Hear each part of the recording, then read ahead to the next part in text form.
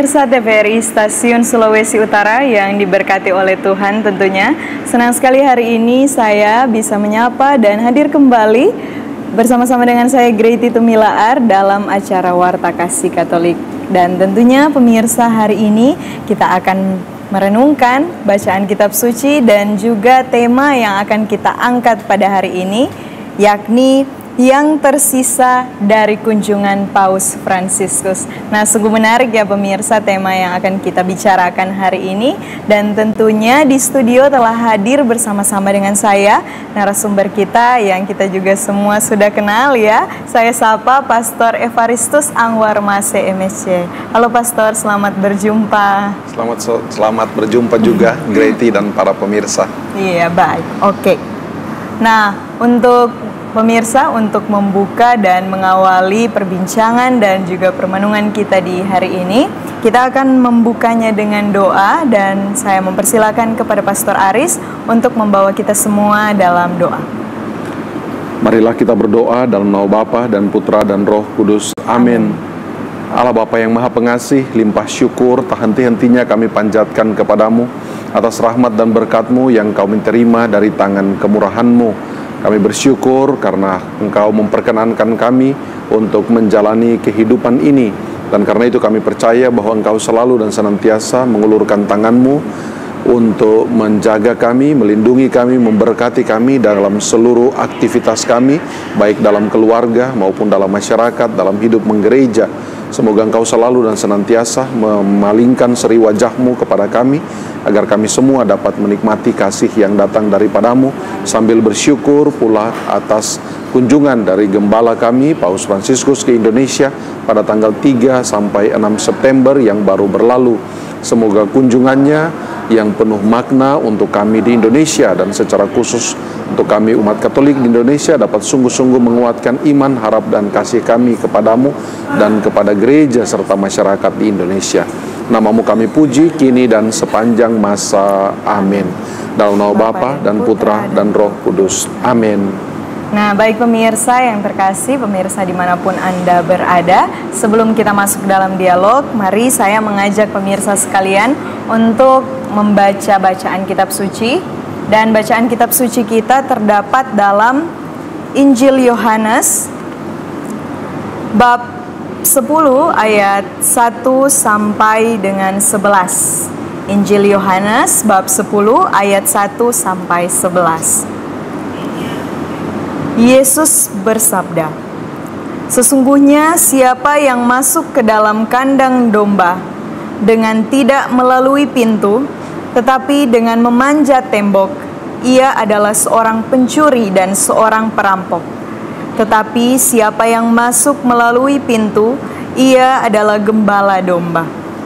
Untuk dia, penjaga membuka pintu dan domba-domba mendengarkan suaranya, dan ia memanggil domba-dombanya masing-masing menurut namanya dan menuntunnya keluar. Jika semua dombanya telah dibawanya keluar, ia berjalan di depan mereka dan domba-domba itu mengikuti dia, karena mereka mengenal suaranya. Tetapi seorang asing pasti tidak mereka ikuti, malah mereka lari daripadanya, karena suara orang-orang asing tidak mereka kenal." Itulah yang dikatakan Yesus dalam perumpamaan kepada mereka. Tetapi mereka tidak mengerti apa maksudnya. Ia berkata demikian kepada mereka. Maka kata Yesus sekali lagi, "Aku berkata kepadamu, sesungguhnya akulah pintu ke domba-domba itu.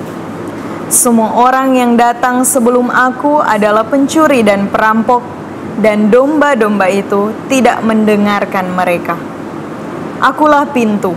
Barang siapa masuk melalui aku, ia akan selamat, dan ia akan masuk dan keluar dan menemukan padang rumput.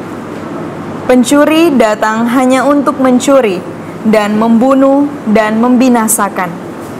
Aku datang supaya mereka mempunyai hidup dan mempunyai dalam segala kelimpahan. Akulah gembala yang baik. Gembala yang baik memberikan nyawanya bagi domba-dombanya. Demikianlah sabda Tuhan. Terpujilah Kristus. Nah, pemirsa yang ada di rumah dan juga pastor yang telah bersama-sama hadir di hari ini bersama dengan kita. Tentunya kedatangan Paus Fransiskus beberapa waktu lalu, pemirsa, tepatnya pada tanggal 3 sampai 6 September 2024 memberikan kita sukacita dan juga kegembiraan khususnya bagi umat beriman dan kita ya secara khusus juga bagi kita umat Katolik di Indonesia. Nah, namun meskipun Paus Fransiskus telah melanjutkan perjalanan apostoliknya ke negara yang lain, cerita tentang kunjungan atau kedatangan Paus Fransiskus di Indonesia tentunya masih terus berlanjut dan diceritakan ya di mana-mana karena memang membawa sukacita yang sangat besar khususnya bagi kita. Dan kemudian hari ini kita juga berkesempatan untuk berbincang-bincang, merenungkan seperti apa kedatangan atau euforia yang dirasakan orang-orang Indonesia, warga negara Indonesia dengan kedatangan Paus Fransiskus ini. Dan tentunya kita langsung saja ya berbincang dengan narasumber kita, Pastor Aris yang telah berada di sini. Pastor, mungkin juga pemirsa yang ada di rumah, umat beriman di mana saja mereka berada, tentunya ingin mengetahui juga secara lebih mendalam tentang sosok Paus Fransiskus. Ya. Jadi Pastor, sebenarnya siapa itu Paus Fransiskus dan seperti apa sosok Paus Fransiskus ini? Baik ya, Greti dan para pemirsa terkasih, pada tanggal 3 sampai 6 September, seperti yang tadi sudah dikatakan dan juga seperti yang kita ketahui bersama bahwa kita dikunjungi oleh gembala kita, yaitu Paus Fransiskus langsung dari Vatikan datang mengunjungi kita di Indonesia. Nah, karena itu saya kira baik kita melihat kembali siapa sesungguhnya Paus Fransiskus ini atau profil dari sosok yang begitu luar biasa. Nah, kedatangannya ketika tiba di Bandara Soekarno-Hatta sampai kemudian berangkat kembali dari Bandara Soekarno-Hatta pada tanggal 6 menuju ke Papua New Guinea, sungguh-sungguh menggetarkan hati kita semua dan sungguh-sungguh membawa sukacita, membawa berkat, membawa rahmat. Dan tentu saja untuk kita umat Katolik membawa peneguhan iman akan kunjungan dari Paus Fransiskus ini, terutama iman kita kepada Tuhan Yesus sendiri. Nah, karena itu bagus kita kembali lagi, kita mulai dengan siapa itu Paus Fransiskus. Nah, melihat sosoknya, melihat profilnya. Kita tahu bahwa Paus Fransiskus sendiri adalah paus dalam gereja Katolik yang ke-266, Greti dan pemirsa, 266. Itu berarti perjalanan yang sangat panjang sekali paus dalam gereja Katolik sampai sekarang sudah yang ke-266, yaitu Paus Fransiskus sendiri. Nah, beliau terpilih pada tahun 2013, sesaat setelah pengunduran diri dari Paus Benediktus ke-16. Nah, waktu terpilih dan muncul di depan publik pertama kali, nah beliau dengan sangat sederhana sekali menyapa semua yang berkumpul di lapangan Santo Petrus di Vatikan dan juga semua di layar TV, di medsos dan sebagainya yang menyaksikan penampilan beliau pertama kali di depan publik, disapa atas cara yang sangat sederhana sekali, yaitu Buonasera, selamat malam. Pada hari itu memang ketika beliau diperkenalkan ke depan publik, diumumkan dan diperkenalkan di depan publik, baik di Vatikan, di Roma maupun seluruh dunia, pada waktu itu memang malam di Italia, malam waktu Italia, sementara di kita, di Indonesia, dini hari pada waktu itu. Tapi sapaan yang sangat sederhana, yang umum, yang biasa, yaitu selamat malam, Buonasera, sungguh-sungguh menyita perhatian dunia bahwa ini seorang paus yang sepertinya seorang yang dekat dengan umatnya, dan karena itu menyapa atas cara yang dipakai oleh semua orang, yaitu selamat malam. Dan memang kemudian apa yang ditebak oleh begitu banyak orang pada waktu kemunculannya pertama kali, lalu menjadi kenyataan sampai sekarang, bahwa beliau adalah sosok yang sangat sederhana, yang sangat bersahaja, seorang yang murah senyum, dan seorang yang terkenal dekat sekali dengan umatnya, sedemikian rupa sehingga tidak mau diperlakukan terlalu istimewa yang membuatnya bisa jauh dari umat yang dikasihinya. Nah, Paus Fransiskus sendiri lahir tanggal 17 Desember 1936. Itu berarti nanti pada tahun ini 17 Desember 2024 beliau akan berusia 88 tahun. Tapi pada saat ini beliau masih berusia 87 tahun. Nah, beliau lahir di Buenos Aires, di Argentina, dari orang tua yang adalah imigran Italia, datang kemudian tinggal di Argentina sehingga beliau lahir dan besar di sana. Kemudian beliau datang dari keluarga yang sesungguhnya sangat sederhana sekali.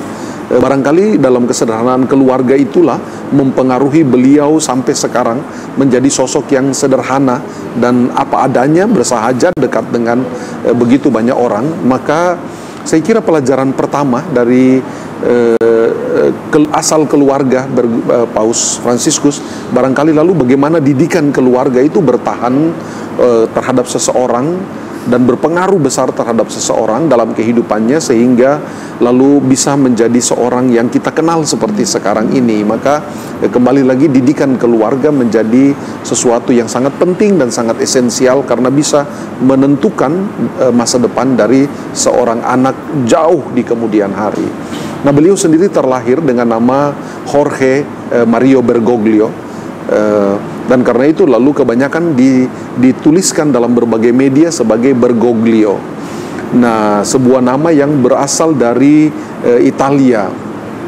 Nah, begitulah beliau menapaki panggilannya sebagai seorang imam dan kemudian berturut-turut menjadi pemimpin dari tarekat Yesuit, Serikat Yesus, kemudian menjadi uskup dan uskup agung dan kemudian kardinal, dan pada tahun 2013 terpilih menjadi paus dalam gereja Katolik yang ke-266.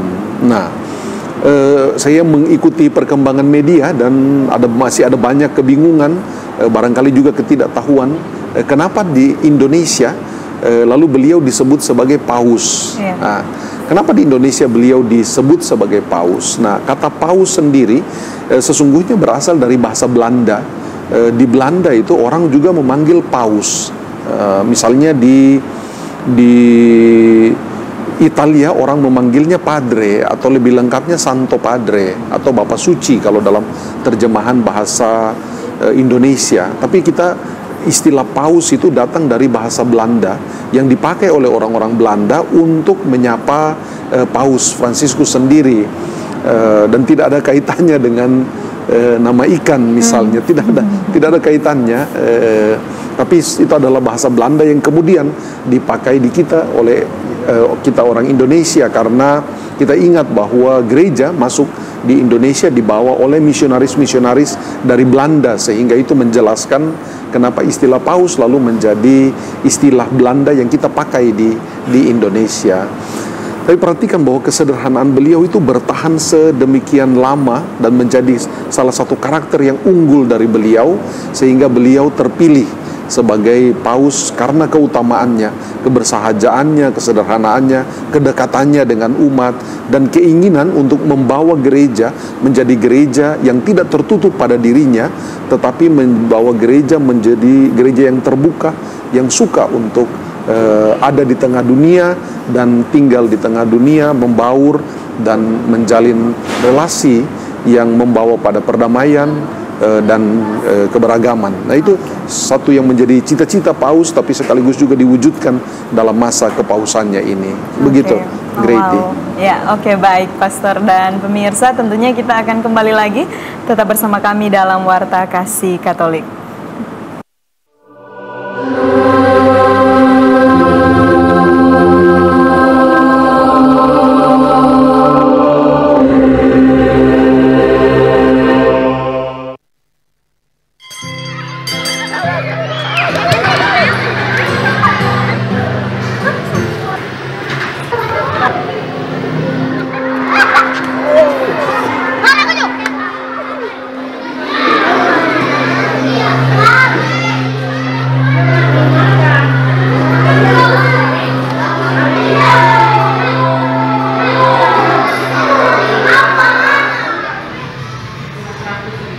Jadi besok bawa lagi ke ibu guru.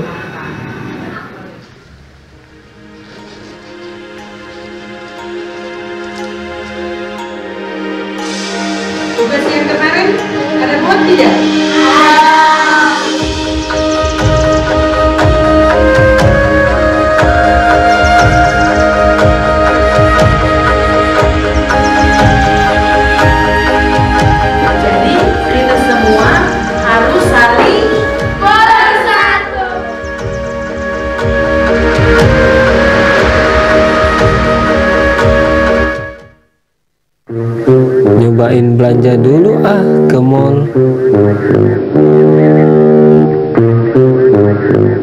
Beras, gula pasir, kopi, tepung.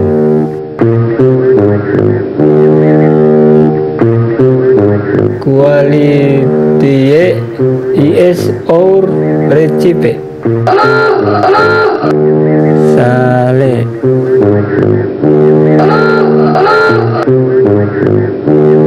Sois sor cek. Di mana sih harus belanja?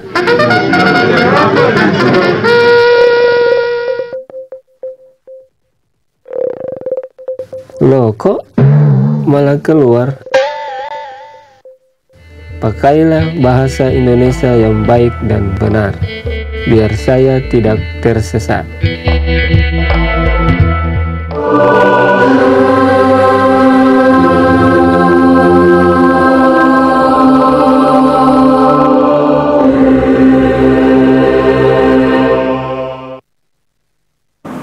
Pemirsa, kembali lagi bersama kami dalam acara Warta Kasih Katolik. Nah, melanjutkan pembicaraan permenungan kita di hari ini, tadi Pastor menjelaskan kepada kita bersama seperti apa sosok Paus Fransiskus ya Pastor, ya. Dengan keutamaan-keutamaannya, mungkin dengan kesederhanaannya. Mungkin Pastor bisa juga menjelaskan seperti apa sih, sesederhana apa Paus Fransiskus itu, dan kenapa Paus Fransiskus memilih kunjungannya ke Indonesia. Baik, Greti ya. Jadi saya melanjutkan sedikit tentang Paus Fransiskus dan keutamaan kesederhanaan, terutama kedekatan dengan umat yang dipimpinnya. Jadi waktu kembali lagi beliau terpilih sebagai paus pada tahun 2013. Nah, lalu menjadi kelihatan, selain tadi sudah diceritakan soal sapaannya yang menjadi sangat sederhana dan memikat hati semua orang. Nah, ada beberapa tindakannya yang kemudian pada waktu itu menjadi indikasi atau terbaca sebagai akan seperti apa ini masa kepausan Paus Fransiskus, terutama dengan pribadinya yang sangat sederhana. Seperti misalnya, sesudah terpilih sebagai seorang paus, sesungguhnya untuk beliau pada hari itu disediakan kendaraan atau mobil sedan yang khusus dipakai oleh seorang paus dan seorang kepala negara Vatikan sendiri. Tetapi ketika terpilih, beliau keluar dan tidak menggunakan semua fasilitas itu. Tetapi beliau memilih untuk naik bus yang sudah disediakan bersama-sama dengan para kardinal yang baru saja memilihnya. Nah, itu saja sudah merupakan satu tindakan yang bisa dibilang sebuah tindakan yang revolusioner. Karena tidak lazim bahwa seorang yang sudah terpilih sebagai paus memilih untuk menggunakan bis yang membawanya bersama dengan para kardinal. Maka itu sudah menjadi dua indikasi akan seperti apa masa kepausannya. Dan kita di Indonesia lalu terkaget-kaget dengan kemunculan dan kunjungan beliau yang turun dari pesawat dan lalu mengenakan pakaian yang dikenakannya itu pakaian kepausannya, tapi menumpangi mobil yang sangat sederhana sekali untuk ukuran seorang kepala negara dan seorang pemimpin agama Katolik yang punya anggota 1,3 miliar orang. Nah, misalnya contoh berikut yang terjadi pada tahun 2013, sesudah beliau terpilih, kepada seorang paus itu biasanya disediakan apa yang namanya istana kepausan di Vatikan. Sebuah istana yang megah, yang luas, yang bagus sekali, yang agung sesuai dengan jabatan beliau sebagai pemimpin agama dan sebagai kepala negara. Tetapi sama seperti tadi kendaraan tidak dipilih, begitupun Paus Fransiskus tidak memilih untuk tinggal di istana kepausan, tetapi memilih untuk tinggal di tempat yang namanya Casa Santa Marta.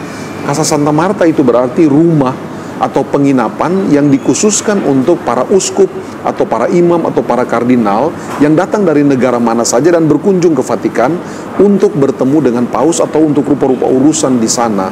Nah, karena itu para pemirsa dan Greti, kita bisa membayangkan sesungguhnya kamar-kamar yang ada di Casa Santa Marta itu kecil saja, tidak sangat menyolok dalam ukuran maupun dalam kemewahannya barangkali dibandingkan dengan istana kepausan sendiri. Tapi paus sendiri memilih untuk tinggal di tempat yang kecil, yang sederhana, karena alasannya adalah saya mau dekat dengan orang-orang, saya mau dekat dengan para imam, saya mau dekat dengan uskup, saya mau dekat dengan umat. Dan karena itu lalu tidak mengherankan bahwa beliau sampai di Indonesia dan mengendarai mobil yang sangat sederhana untuk ukuran, sekali lagi, pemimpin agama yang besar sekali di Indonesia, di dunia, maaf, dan kepala negara. Nah, jadi dengan kata lain, kesederhanaan yang Paus Fransiskus tunjukkan bukanlah sebuah pencitraan, nah, bukanlah sebuah hal yang dirancang untuk membuat orang terpesona, tetapi begitulah memang apa adanya beliau, dengan kesederhanaannya, dengan kesahajaannya, dengan keinginannya untuk selalu dekat dengan umatnya, selalu dekat dengan masyarakat, sama seperti gembala yang baik yang selalu ingin mendekat dengan domba-dombanya. Nah, begitulah karakter Paus Fransiskus yang tentu saja meneladani Yesus Kristus sendiri semasa hidupnya. Nah, sekarang pertanyaan berikut yang tadi Greti tanyakan adalah, kalau begitu kenapa Indonesia? Nah, Greti dan pemirsa, kita tahu bahwa perjalanan dari Vatikan atau dari Roma menuju ke Indonesia itu dilukiskan atau digambarkan oleh Paus sebagai perjalanan terjauh selama masa kepausannya, perjalanan yang paling jauh.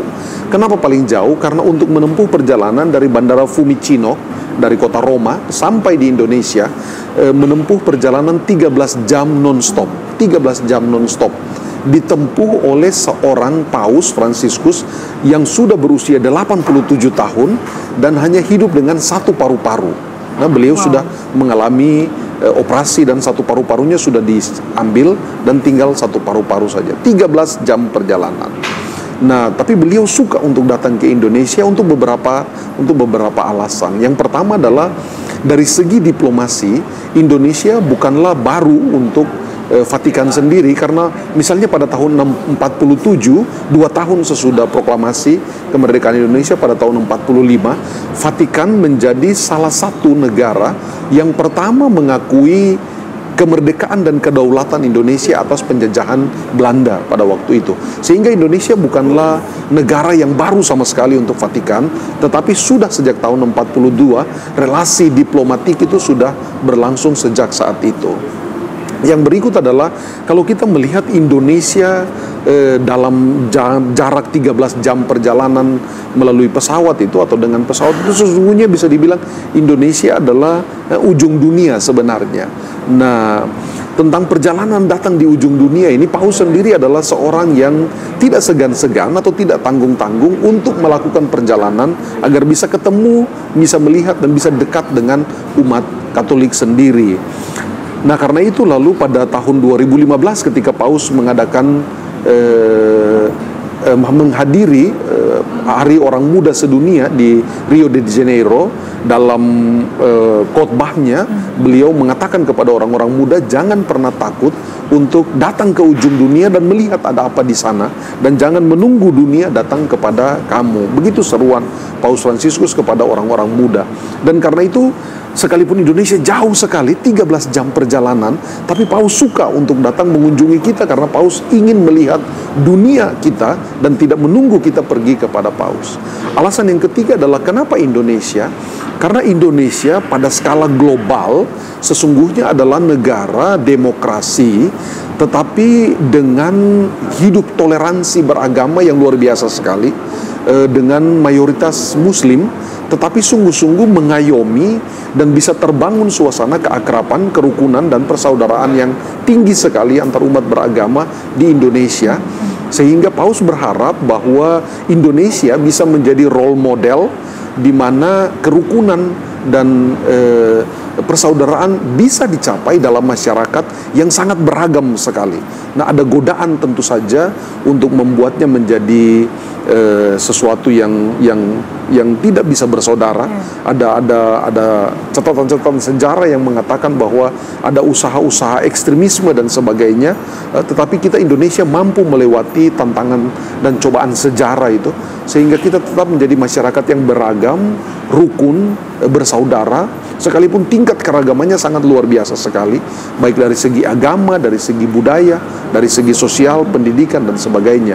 Sehingga Paus berharap menempatkan Indonesia pada peta dunia sehingga menjadi contoh bagaimana keberagaman itu bisa dijalani dengan baik, bahwa kita semua bersaudara, tetapi kita semua berbeda, tapi pada saat yang sama bisa bersaudara. Nah, karena itu lalu tema kunjungan Paus adalah beriman atau bersaudara, iman, bersaudara dan berbela rasa. Nah, karena dengan begitu lalu Paus hendak mengatakan bahwa keberagaman agama di Indonesia hendaklah dihidupi dengan penuh iman, dan iman itu membuat kita lalu memandang satu sama lain yang berbeda itu sebagai saudara, dan karena kita adalah saudara, lalu kita bisa dengan gampang berbela rasa kepada orang lain tanpa harus terjebak dalam radikalisme, dalam ekstremisme yang membuat apa yang tadinya sudah bagus sebagai saudara menjadi bisa lebih kacau dan sebagainya. Nah, sehingga Paus jauh-jauh 13 jam perjalanan suka datang, dan puji Tuhan betul-betul bahwa Paus yang menempuh perjalanan jauh itu menggembirakan hati kita, menggetarkan hati kita dengan sungguh-sungguh, membuat kita menjadi bangga bahwa Indonesia lalu menjadi sorotan dunia karena keindahan dan keberagamannya. Saya mendengar dan mengikuti, bahkan katanya kunjungan Paus dan Indonesia menjadi trending topik di berbagai kanal berita dan di berbagai media sosial, sehingga dunia punya kesempatan untuk melihat lebih dekat melalui tayangan-tayangan baik berita-berita resmi maupun medsos betapa indahnya Indonesia, baik alamnya tetapi teristimewa manusianya dengan semangat hidup bersaudara sekalipun berbeda, begitu. Nah, itu sesungguhnya yang diharapkan oleh Paus dengan kunjungannya, lalu terpenuhi dalam tanggal 3 sampai 6 itu. Nah, sesuatu yang sungguh-sungguh membanggakan kita dan membawa kekaguman terhadap sosok Paus Fransiskus, tapi terlebih-lebih menguatkan kembali komitmen Indonesia kita, keindonesiaan kita untuk berbeda tetapi selalu bersaudara. Begitu, Oke, baik Pastor. Nah, pada waktu datang ke Indonesia, tentunya Paus Fransiskus mengadakan misa ya, Pastor. Nah, waktu itu Pastor merayakan misa bersama kah, Pastor? Saya kebetulan tidak ke Jakarta, tetapi saya mengikuti dari daring secara daring, mengikuti selalu live streaming seluruh agenda dari Paus Fransiskus sejauh itu ditampilkan di media, begitu. Jadi saya mengikuti secara terus-menerus, sama seperti juga kita semua yang lain baik di Indonesia maupun di berbagai belahan dunia yang mengikuti dari dekat aktivitas dan kunjungan Paus yang sangat luar biasa, yang sangat luar biasa sekali, dan syukur kepada Allah bahwa kita umat Katolik pantas untuk bersyukur bahwa pemerintah dan berbagai pihak sungguh-sungguh terlibat dan memastikan bahwa kunjungan Paus ini bisa berlangsung dengan mulus dan baik sekali, karena itu pantas sekali untuk diberikan apresiasi setinggi-tingginya, dan terima kasih kepada pemerintah dan semua pimpinan lembaga negara dan lembaga agama yang telah mensupport secara luar biasa sehingga kunjungan Paus ini menjadi sedemikian bermakna dan sedemikian menyentuh hati kita semua yang menyaksikan dari dekat. Saya kira baik kita orang Katolik maupun umat non-Katolik, umat Muslim, Kristen, Hindu, Buddha dan semua kita senang dengan kunjungan Paus ini, sekalipun ada riak-riak kecil, ada kritikan di sana sini atau salah persepsi dan sebagainya, itu sesuatu yang biasa. Nah, Grady, saya perlu menambahkan lagi bahwa kunjungan Paus Fransiskus selalu dan senantiasa ditekankan, bahkan ketika beliau sudah ada di sini, selalu dan senantiasa ditekankan bahwa beliau mengunjungi Indonesia. Bukan pertama-tama mengunjungi umat Katolik Indonesia, tapi beliau mengunjungi Indonesia. Nah, itu berarti datang untuk bangsa kita, membawa berkat, membawa pesan, membawa sesuatu yang indah, yang istimewa, yang menyadarkan kita bahwa kesederhanaan itu betul-betul bisa menyentuh hati kita dan menguatkan lagi komitmen keberagaman dan persaudaraan kita di Indonesia. Begitu, Grady. Nah, berbicara juga ya tentang ini ya, Pastor, tentunya setiap kunjungan ada tujuannya. Nah, bagaimana, Pastor, apa sih sebenarnya yang menjadi tujuan Paus Fransiskus untuk datang ke Indonesia? Apa yang ingin dibawa, disampaikan kepada Indonesia? Nah, Pastor, tentunya pertanyaan ini kita akan jawab ya, Pastor akan jawab bersama-sama dengan kita setelah iklan yang satu ini.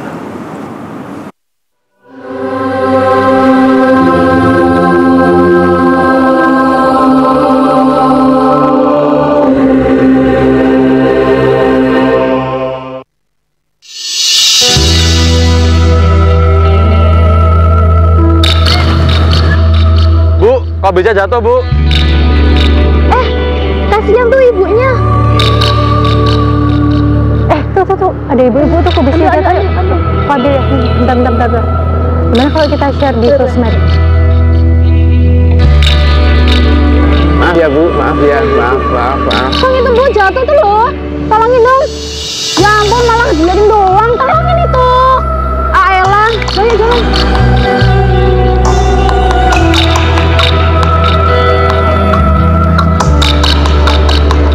Ini Bu, sama-sama.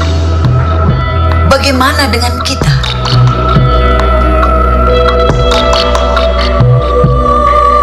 Sudahkah kita peduli? Ataukah hanya sekedar seolah-olah peduli?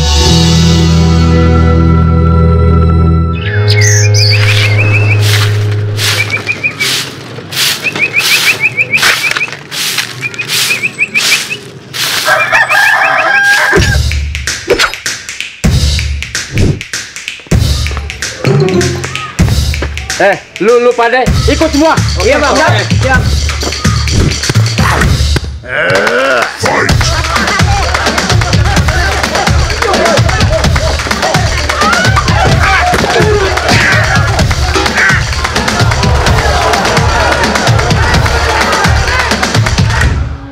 Seandainya kita sesederhana ini cukup diikat toleransi, kita dapat bersatu lagi.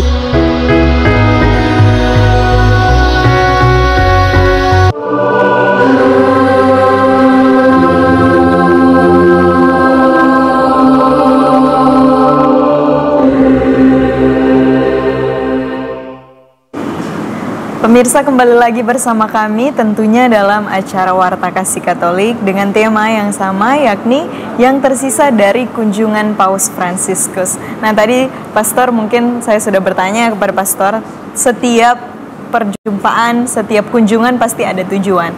Nah, mengenai kunjungan Paus Fransiskus, apa yang Paus mau katakan atau tujuan apa yang hendak Paus bawa dari kunjungannya ini ke Indonesia? Baik ya, jadi sesungguhnya Paus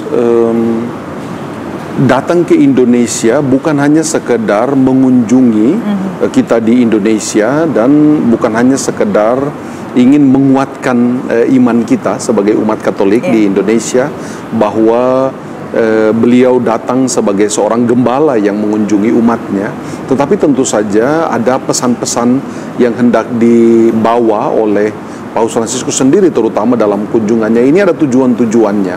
Yang pertama adalah beliau hendak menyerukan pesan perdamaian, tentu saja, bahwa sudah saatnya kita berpikir bukan dalam dunia yang terasa semakin banyak konfliknya, sehingga beliau berharap bahwa terutama agama menjadi motor penggerak demi perdamaian yang lebih baik di dunia, dan secara lebih khusus lagi di Indonesia. Nah, agama semestinya menjadi motor penggerak, bahkan roh yang menggerakkan atau jiwa dalam perdamaian itu. Nah, karena semua agama selalu dan senantiasa mengajarkan perdamaian, mengajarkan persaudaraan. Dan karena itu lalu kunjungan Paus menjadi satu penegasan akan pesan perdamaian itu. Yang berikut adalah kunjungan Paus juga hendak membawa pesan persaudaraan dalam keberagaman. Sesuatu yang terasa menjadi lebih mendesak lagi untuk disuarakan, karena kita berhadapan dengan kecenderungan dunia yang makin lama makin terkotak-kotak, dan terkotak-kotak secara mengeras dalam identitas, begitu. Sehingga tiap-tiap orang memperhatikan dirinya sendiri sambil berusaha untuk menghilangkan yang lain dengan rupa-rupa cara, entahkah secara fisik, entahkah secara non-fisik, begitu. Sehingga lalu beliau hadir untuk menegaskan lagi bahwa sebagai umat beragama, sebagaimana dokumen Abu Dhabi dan sebagaimana ensiklik beliau yaitu Fratelli Tutti, bahwa semuanya bersaudara karena berasal dari pencipta yang sama, dari Tuhan, semuanya diciptakan oleh Tuhan. Dan karena itu tidak pada tempatnya kalau agama menjadi alasan untuk orang terpecah belah orang berkelahi. Bahkan sebaliknya, agama seharusnya menjadi alasan orang menjadi lebih bersaudara lagi. Seorang yang penuh dengan iman mestinya makin bersaudara. Nah, ada istilah yang ada kata-kata bijak yang bagus dalam agama Muslim, misalnya agama Islam misalnya, bahwa jika kita tidak sama dalam iman, maka kita sama sebagai saudara. Kita sama dalam kemanusiaan. Nah, itu sesuatu yang indah, yang agung sekali, yang istimewa, yang juga bisa menjadi pokok yang dibawa oleh Paus Fransiskus sebagai tujuan datang ke Indonesia. Nah, tentu saja yang ketiga adalah kunjungan beliau tentu sebagai penghargaan bahwa secara de facto, secara faktual, Indonesia menjadi negara yang selalu dan senantiasa berjuang untuk mempertahankan kedamaian dan persaudaraan di antara seluruh umat beragama di Indonesia pada khususnya. Nah, dalam pertemuan dengan Presiden Jokowi misalnya, Presiden Jokowi mewakili kita semua juga mengapresiasi Paus Fransiskus yang selalu dan senantiasa menyerukan perdamaian. Bahkan misalnya dalam konflik Israel dan Palestina misalnya, Paus selalu dan senantiasa menyerukan perdamaian. Dan karena itu lalu tujuan kunjungan dari beliau itu untuk menegaskan rupa-rupa hal, rupa-rupa nilai, rupa-rupa pokok yang sesungguhnya sudah dihidupi di Indonesia dan senantiasa diperjuangkan, tapi ditegaskan lagi dengan kunjungan beliau di Indonesia ini. Begitu, Greti dan pemirsa. Nah, oke, baik Pastor. Nah, tadi Pastor mengutip sebuah kata-kata dari saudara-saudari kita yang dari umat Islam ya. Tapi juga saya teringat dengan kutipan yang Paus Fransiskus katakan, mungkin kurang lebihnya seperti ini Pastor. Ketika kamu marah kepada orang lain, intinya jangan marah tetapi menangislah, karena dengan air mata kita dapat mencuci hati kita. Nah, bagaimana menurut Pastor? Itu mungkin ya sangat-sangat berbanding terbalik dengan kenyataan atau realitas yang kita hadapi ya, dimana juga tujuan yang tadi Paus Fransiskus ingin sampaikan dengan kunjungannya yakni tidak ada maksudnya ada persaudaraan, ada kehangatan mungkin di antara perbedaan yang ada di Indonesia ya Pastor. Iya. Baik ya, itu Greti dan pemirsa, itu adalah salah satu quotes dari Paus Fransiskus yang sepertinya viral sekali dan banyak dikutip oleh begitu banyak orang di Indonesia. Sesuatu yang gampang sekali diingat, tetapi bukan soal gampang diingat, tetapi sungguh-sungguh menyentuh hati kita. Bahwa seorang Paus Fransiskus mengatakan jangan marah, karena kemarahan itu akan menyakiti hati orang, tetapi lebih baik menangis, karena menangis itu akan membersihkan dan mencuci hati kita dari dalam. Nah, itu bisa kita lihat sebagai seruan untuk kita pribadi, tapi juga bisa menjadi seruan untuk kita sebagai komunitas bangsa, begitu, bahwa ada cara-cara yang lebih baik, ada cara-cara yang lebih elegan, bahkan bisa dibilang ada cara-cara yang lebih Kristiani dalam menghadapi, taruhlah rupa-rupa provokasi, rupa-rupa hal dari luar yang tidak mengenakan. Nah, kita ingat bahwa apa yang beliau katakan itu selalu bertujuan ganda untuk kita sebagai pribadi maupun untuk orang lain. Karena pelampiasan kekerasan itu justru akan membuat kekerasan yang lain akan terjadi, maka terjadilah mata rantai kekerasan yang bisa membuat iman lalu sia-sia, bisa membuat persaudaraan lalu retak, dan tentu saja bisa membuat bela rasa menjadi hilang sama sekali. Nah, tetapi dengan menangis, lalu bukan hanya memperbaharui kita, tetapi lalu bisa juga memperbaharui orang yang sepertinya berpotensi untuk menjadi musuh kita. Nah, karena kita tidak membalas api dengan api, tetapi kita membalas api dengan air, sehingga api dengan gampang sekali dipadamkan justru dengan air yang dikatakan oleh Paus Fransiskus sebagai air mata kita, begitu. Nah, itu sesuatu yang baik sekali, dan rupanya itu satu kutipan yang istimewa sekali. Dan saya tahu, Grey, ada kutipan yang kedua yang mengejutkan sekaligus juga membuka mata kita, yaitu jika kamu membantu seseorang atau memberikan bantuan kepada seseorang, apakah kamu memberi dari jauh saja atau kamu menyentuh tangannya? Begitu. Itu kutipan yang mengejutkan. Jika kamu memberi uang kepada pengemis, apakah kamu melemparkan dari jauh ataukah kamu menyentuh tangannya? Itu satu kutipan yang waktu saya nonton agak sedikit wow luar biasa. Tapi itu mau mengatakan bahwa lebih gampang kita mencintai orang dari kejauhan ketimbang kita mencintai orang dan terlibat dari dekat dalam kehidupannya. Sepertinya ada banyak kerepotan, sepertinya ada banyak pengorbanan diri, sepertinya ada banyak salib jika kita mau melibatkan diri untuk mengentaskan persoalan-persoalan bangsa seperti kemiskinan misalnya. Tapi itu harus kita lakukan begitu. Kita tidak bisa hanya menjadi komentator dari jauh atau menjadi pengamat dari jauh, mencintai dari jauh, mengagumi dari jauh. Barangkali juga kalau ditarik ke dunia kita sekarang, barangkali tidak cukup hanya kita me-like saja satu postingan, tetapi bagaimana lalu kita terlibat secara langsung, entahkah waktu, entah pikiran, entah tenaga, entahkah materi, entahkah rupa-rupa hal yang kita bisa buat, tetapi keterlibatan langsung itu rupanya selalu lebih baik daripada apa yang dilukiskan Paus Fransiskus sebagai mencintai dari jauh. Saya kira itu dua quotes yang rasanya akan terus abadi, bukan hanya karena menyentuh kita, tetapi mengandung di dalamnya nilai-nilai yang sangat universal sekali, yang akan berlaku terus menerus kapan saja. Tentu Pak pemirsa punya quotes lain dari Paus Fransiskus yang menyentuh, tapi kayaknya dua itu yang paling viral, Greti dan para pemirsa. Iya, baik Pastor. Nah, dengan kedatangan Paus Fransiskus ini kan banyak sekali disoroti oleh media-media ya Pastor. Nah, mungkin ada momen-momen atau peristiwa-peristiwa apa yang dari kunjungan Paus Fransiskus ini yang Pastor senangi atau sukai atau unik begitu bagi kita ya? Baik ya, saya kira ada beberapa momen yang menjadi favorit saya.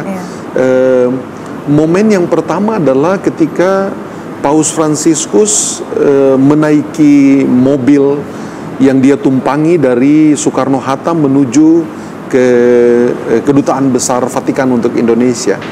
Dan beliau memilih untuk duduk di depan bersama dengan sopir dengan kaca yang terbuka untuk mengatakan bahwa beliau sungguh-sungguh percaya kepada Indonesia, bahwa tidak akan ada sesuatu yang terjadi dengan beliau karena Indonesia adalah negara yang rukun dan damai. Itu mau mengatakan kepada dunia luar betapa amannya Indonesia dan tidak perlu ada yang ditakutkan dari Indonesia, dengan cara simbolik yang sangat sederhana sekali, yaitu duduk di depan dan membuka pintu, membuka kaca jendela. Nah, itu satu pesan yang sesungguhnya memberi kekuatan kepada kita, kebanggaan kepada kita orang Indonesia sendiri. Nah, itu momen yang pertama di mana saya sendiri merasa kaget, tetapi juga lalu mencoba untuk melihat pesan di balik itu, dan pesan yang sudah dikatakan itulah yang hendak disampaikan oleh Paus dengan tindakan yang sangat sederhana. Nah, momen lain adalah kalau kita perhatikan, Paus itu gampang sekali tersenyum. Paus itu gampang sekali tersenyum. Bahkan Paus Fransiskus kita tahu digelari sebagai the smiling Pope, atau Paus yang murah senyum. Karena Paus sendiri dalam beberapa kesempatan selalu mengatakan bahwa senyum adalah cara yang gampang untuk membuka hati seseorang. Dan karena itu lalu kita semua tersentuh dengan Paus, karena Paus hadir dengan senyumnya dan membuka hati kita semua. Maka terbuktilah kata-kata dari Paus. Nah, berkelanjutan dari itu, Paus adalah sosok yang mau untuk bersalaman dengan siapa saja.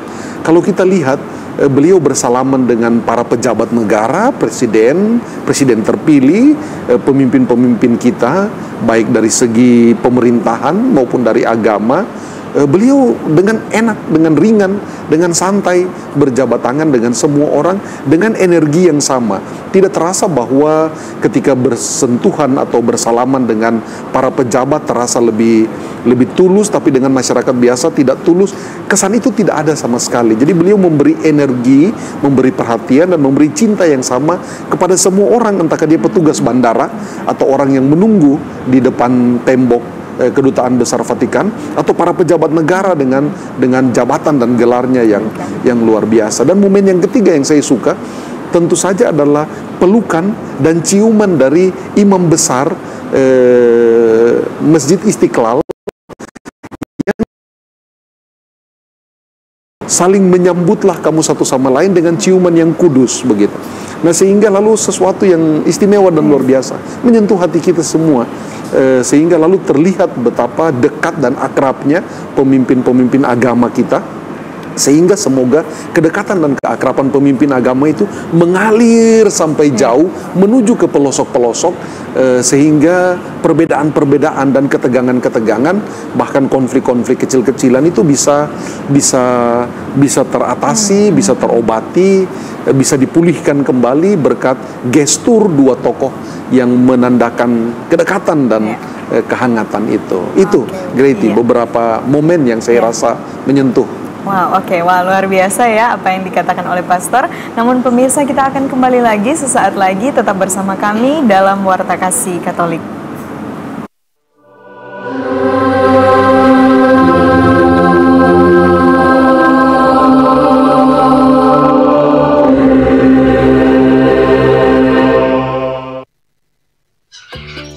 Teman, kenalkan, namaku Cassius, binatang pelimata atau monyet terkecil di dunia.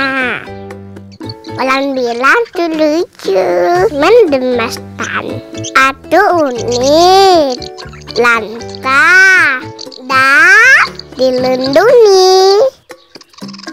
Ini rumahku, hutan Tantoto. Tepatnya di Bitung, Sulawesi Utara. Aku akan selalu ramah kepada siapapun yang datang ke rumahku. Teman, mari kita selamatkan rumahku, hutanku, hutanmu, dan kita.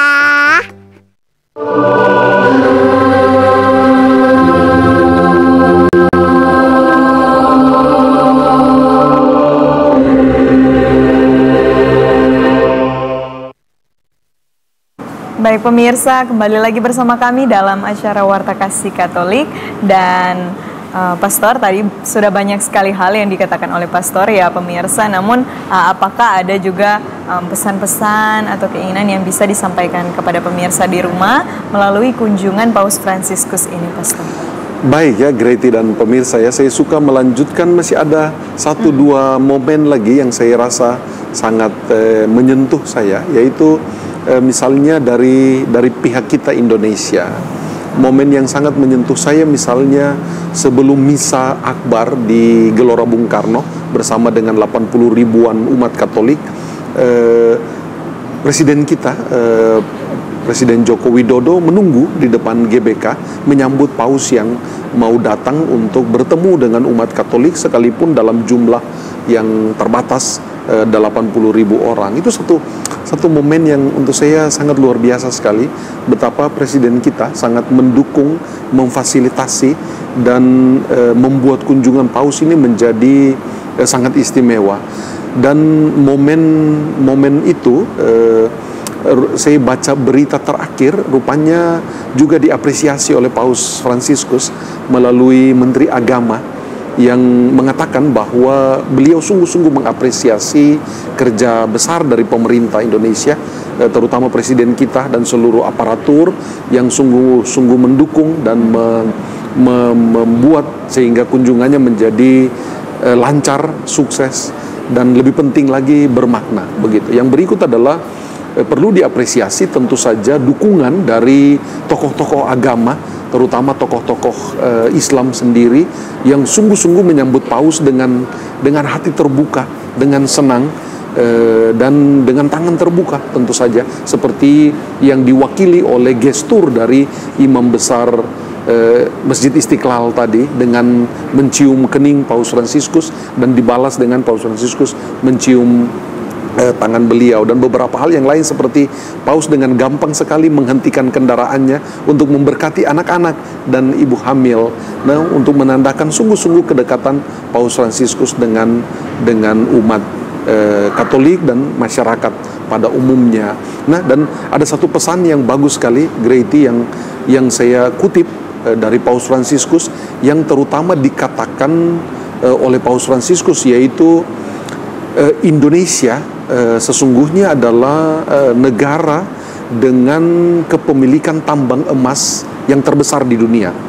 Tapi menurut Paus Fransiskus itu bukan pertama-tama kekayaan Indonesia yang sesungguhnya.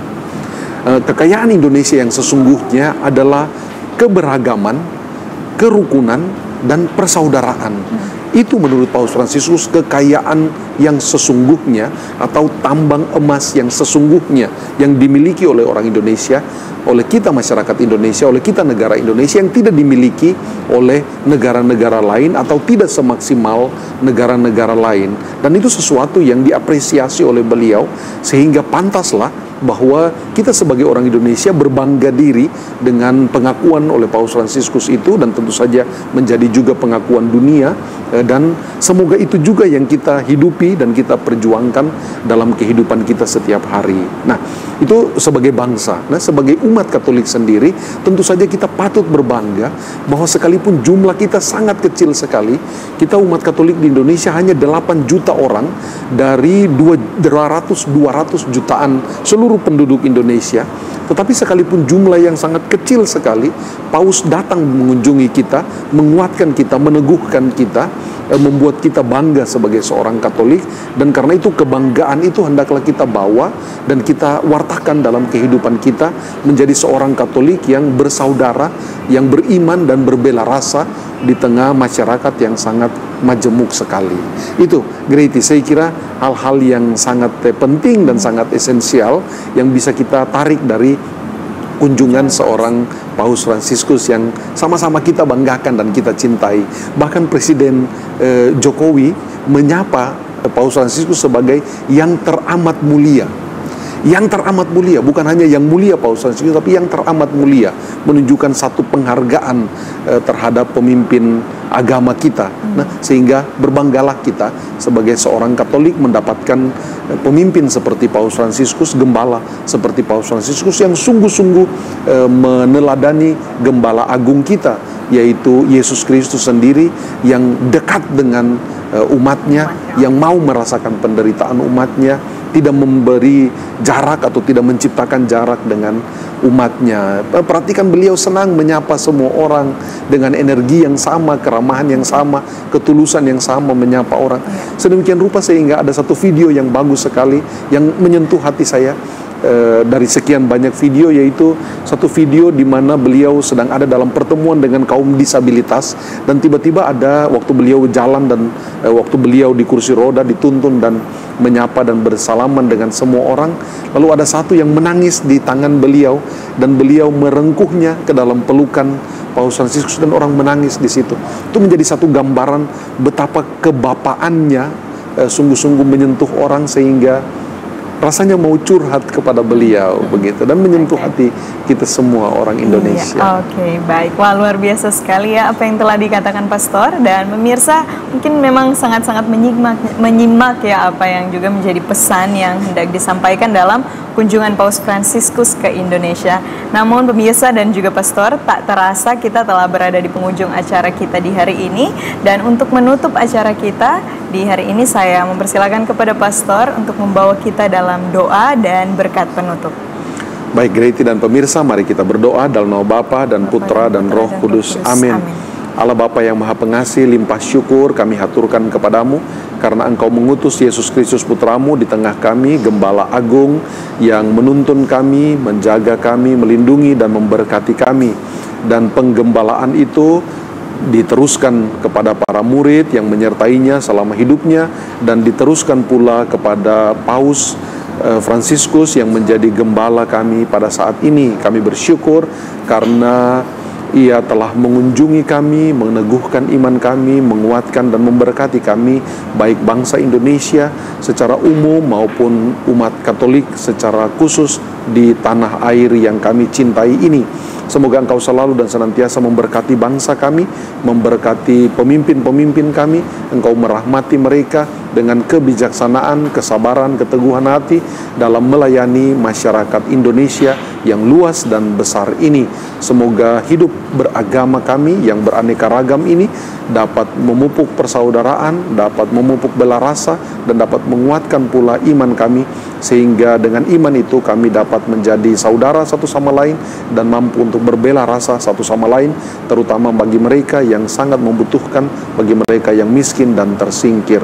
Berkatilah pula Paus Fransiskus dalam perjalanan apostoliknya, agar semoga ia selalu dalam kondisi yang sehat, dan semoga segala sesuatu yang telah direncanakan dapat berjalan dengan lancar. Dan akhirnya kami mohon rahmat dan berkat-Mu untuk kami semua, untuk para kru yang dengan setia telah bertugas menghadirkan tayangan ini kepada siapa saja yang menyimaknya. Semoga Engkau memberkati mereka bersama dengan keluarga-keluarga mereka. Ulurkanlah tangan-Mu yang penuh rahmat untuk mereka, bukakanlah pintu-pintu rejeki untuk mereka, anugerahkanlah rahmat kesehatan, jauhkanlah mereka selalu daripada mara bahaya. Begitupun para pemirsa, semoga Engkau menjaga, mendengarkan doa-doa permohonan mereka, memberikan rahmat yang sungguh mereka butuhkan dalam kehidupan setiap hari. Doa ini kami panjatkan kepadamu dengan pengantaraan Kristus Tuhan dan pengantara kami. Amin. Tuhan bersamamu dan bersama rohmu. Semoga kita sekalian dan seluruh anggota keluarga kita, segala usaha dan kerja keras serta rencana-rencana baik kita senantiasa dibimbing dan diberkati oleh Allah yang Maha Kuasa, Bapa dan Putra dan Roh Kudus. Amin. Oke, baik Pastor, terima kasih banyak telah hadir Pastor dan membagi pengetahuan iman dan juga pendalaman iman bagi kita semua. Dan terima kasih juga kepada para pemirsa yang telah dengan setia menyaksikan acara Warta Kasih Katolik hari ini, dan bagi semua kru kerabat kerja yang bertugas di hari ini. Tentunya kita akan kembali berjumpa kembali dalam acara Warta Kasih Katolik berikutnya. Sampai jumpa dan Tuhan Yesus memberkati kita semua.